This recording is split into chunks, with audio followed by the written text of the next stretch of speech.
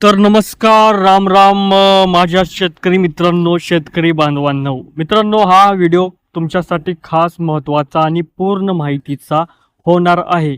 मित्रांनो, आजच्या या व्हिडिओमध्ये मी तुम्हाला ही माहिती देणार आहे की आपल्या शेतीमध्ये ई पीक पाहणी कशी करायची.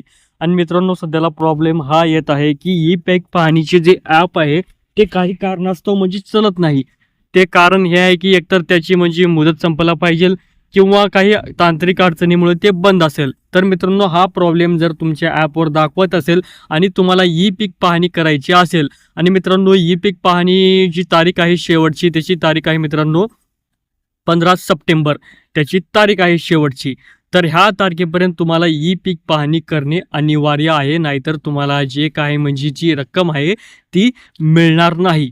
तर मित्रांनो, ई पीक पाहणी कशी करायची आणि समजा त्याचे कागदपत्र, आता ॲप तर चालत नाही, तर ते जे कागदपत्र आहेत ते कुठे नेऊन जमा करायचे, कागदपत्र कोणते कोणते लागतात, आज ह्या व्हिडिओमध्ये मी तुम्हाला सांगणार आहे. आणि मित्रांनो, जे कागदपत्र जमा करायचे ते म्हणजे मित्रांनो तलाट्यापाशी कागदपत्र जमा करायचं आहे. आता ते कोणते कोणते कागदपत्र आणि काय, पहिलं मित्रांनो मी तुम्हाला थोडक्यात एक संपूर्ण माहितीचं विवरण देतो आणि नंतर कागदपत्र पण सांगतो, म्हणजे तुम्हाला जेणेकरून समजून जाईल की ई पीक पाहणी नेमकं काय आहे. तर चला मित्रांनो, आजच्या या व्हिडिओला सुरुवात करू.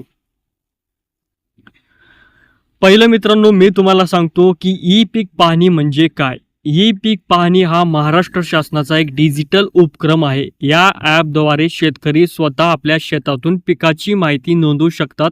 ही प्रक्रिया अनेक कारणासाठी खूप महत्त्वाची आहे. अधिकृत नोंदणी, यामुळे तुमच्या पिकांची सरकारी दप्तरी अधिकृत नोंद होते. ही माहिती पीक कर्ज, पीक विमा आणि किमान आधारातून किंमत MSP यासारख्या योजनेसाठी आवश्यक असते.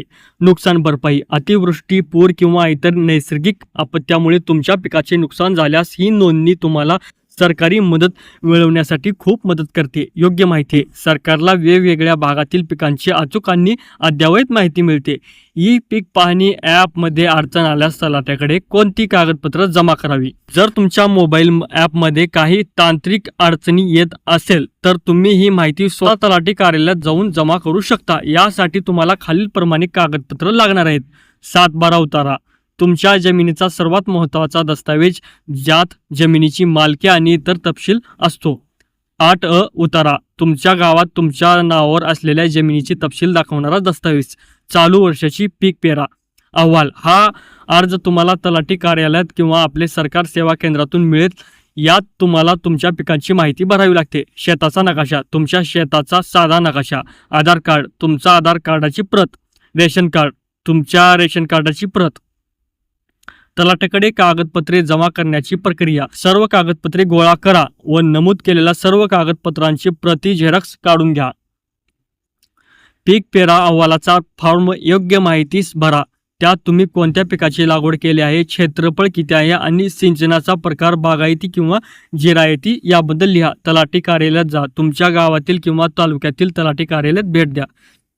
कागदपत्रे जमा करा. सर्व कागदपत्रे तलाठी किंवा संबंधित लिपिकाकडे जमा करा. पोचपावती, कागदपत्रे जमा केल्याची पोचपावती नक्की घ्या, हे तुमच्यासाठी महत्त्वाचे असते. संबंधित सर्व कागदपत्रे तुम्ही त्या तलाठी कार्यालय किंवा त्या अधिकाऱ्यापाशी जमा केला, ह्या गोष्टीचा तो पुरावा असतो. तर मित्रांनो, आजची माहिती तुम्हाला कशी वाटली कमेंटमध्ये नक्की सांगा. आणि मित्रांनो, तुम्हाला सांगायचं म्हणजे माझ्या या चॅनलवर मित्रांनो तुम्हाला कसल्याही अडचणी संबंधित प्रत्येक व्हिडिओ तुम्हाला मिळून जाईल. तर मित्रांनो, तुम्ही माझ्या या चॅनलला सबस्क्राईब करा आणि नोटिफिकेशन बेलवर क्लिक करा, कारण तुम्हाला प्रत्येक तुमचा जो प्रॉब्लेम आहे, तुमचा जी म्हणजे अडचण आहे, त्या अडचणीचे तुम्हाला व्हिडिओ तुमच्यापर्यंत भेटावे. तर चला मित्रांनो, भेटूया पुढच्या अशाच एका व्हिडिओमध्ये. नमस्कार.